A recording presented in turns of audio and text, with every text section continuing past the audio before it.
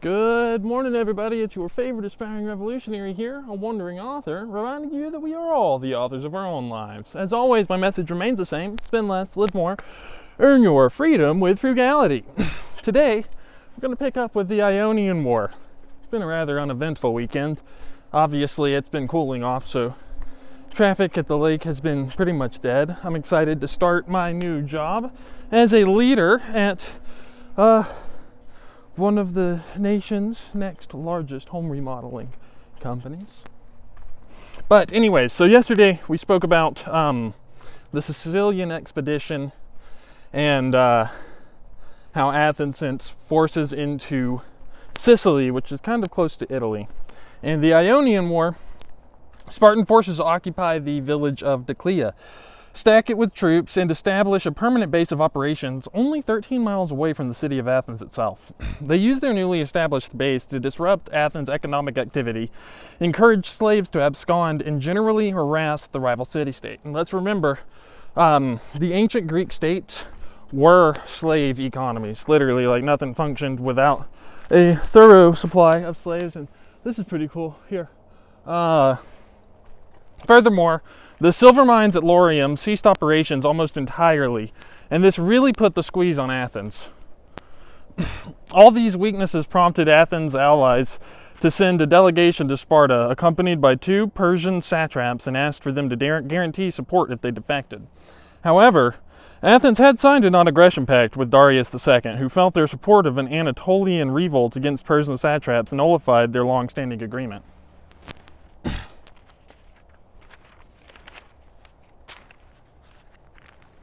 Sparta promised they would relinquish their claim on 40 eastern Greek city-states in exchange for Persian war support, putting into question the Spartan quest to preserve Greek liberty.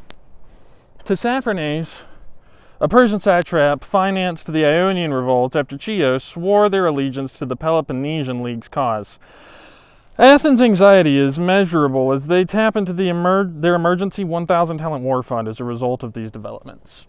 Remember, they kind of stockpiled a lot of the tribute they received, and they wanted to use it for a rainy day, and this right here they felt was that rainy day. So, leveraging the special war fund gave Athens some time, and they quickly assembled a fleet of 100 warships in the Aegean.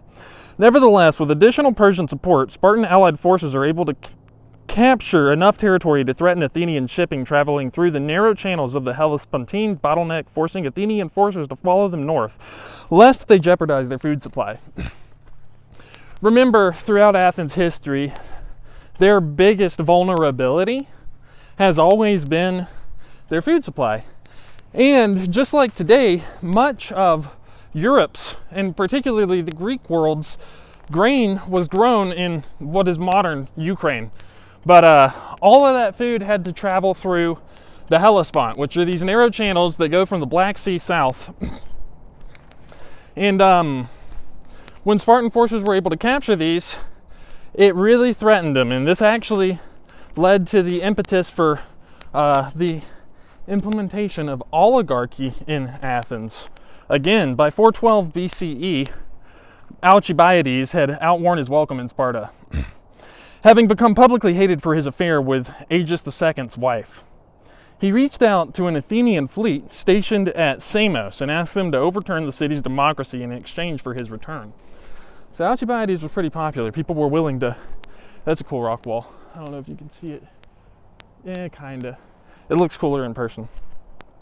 Athens was split between 2 factions at the time, and both of them were open to hearing what Alcibiades had to say. Thrasybulus captained one of the factions and was prepared to accept a moderate, broad-based oligarchy by limiting citizenship and office holding to a citizen body that only numbered in the thousands. And